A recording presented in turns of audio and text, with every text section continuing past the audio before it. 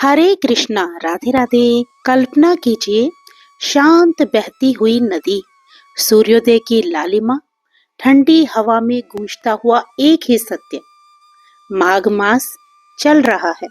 शास्त्र कहते हैं ये केवल महीना नहीं, ये आत्मा की परीक्षा का समय है। माघ मास में किया गया हर कर्म सामान्य समय से कई गुना होकर लौटता है।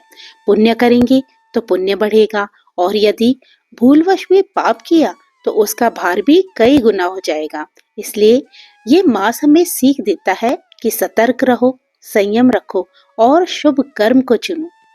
आज आप जो सुनने जा रहे हैं ये केवल एक कथा नहीं, ये एक चेतावनी है और साथ ही एक आशा भी, क्योंकि कभी कभी अनजाने में किया गया एक छोटा सा पुण्य भी मनुष्य को नरक से निकालकर स्वर्ग तक पहुंचा देता है। तो भक्तों, गणेश भगवान जी का ध्यान कीजिए, अपने गुरुदेव को स्मरण कीजिए और भक्ति भाव के साथ रसपान कीजिए आज के माघ मास महात्म्य के अध्याय 9 का।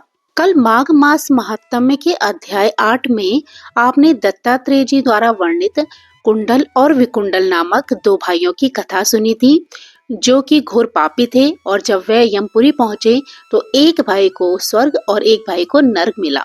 इस पर विकुंडल कर्म की गति पूछने लगा और यमदूत उसे बताने लगा कि कौन से कर्म करने से इंसान को किस फल की प्राप्ति होती है। अब आगे यमदूत कहने लगे, मध्याह्न के समय आया अतिथि, यदि मूर्ख, पंडित, वेद पाठी या पापी कोई भी हो, ब्रह्म के समान है। जो रात्रि के थके हुए भूखे ब्राह्मण को अन्न जल देता है, मध्याह्न के समय जिसके घर आता हुआ अतिथि निराश नहीं जाता, वह स्वर्ग का वासी होता है। अतिथि बराबर कोई धन संपत्ति तथा हित नहीं।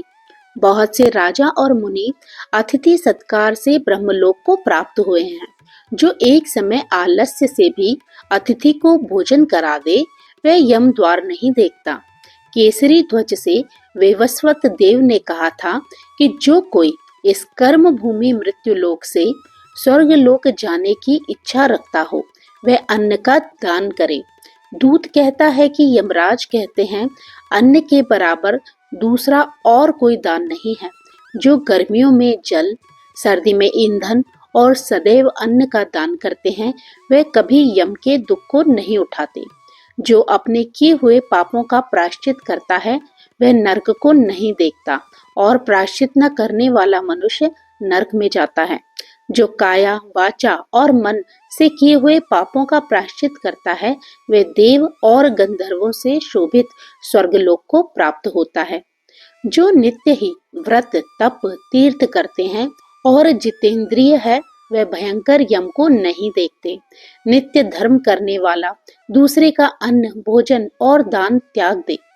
नित्य स्नान करने से बड़े बड़े पापों का नाश होकर यम को नहीं देखता। बिना स्नान पवित्रता कैसे हो सकती है?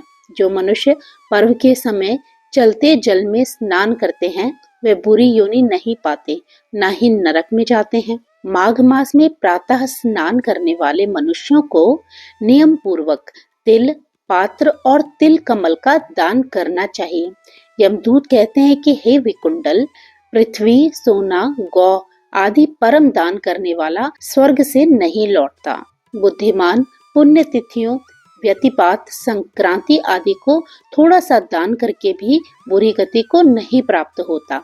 सत्यवादी, मौन रहने वाला, मीठा बोलने वाला, क्षमाशील, नीतिवान, किसी की निंदा न करने वाला, सब प्राणियों पर दया करने वाला, पराये धन को तृण के समान समझने वाला मनुष्य कभी नरक को नहीं भोगता।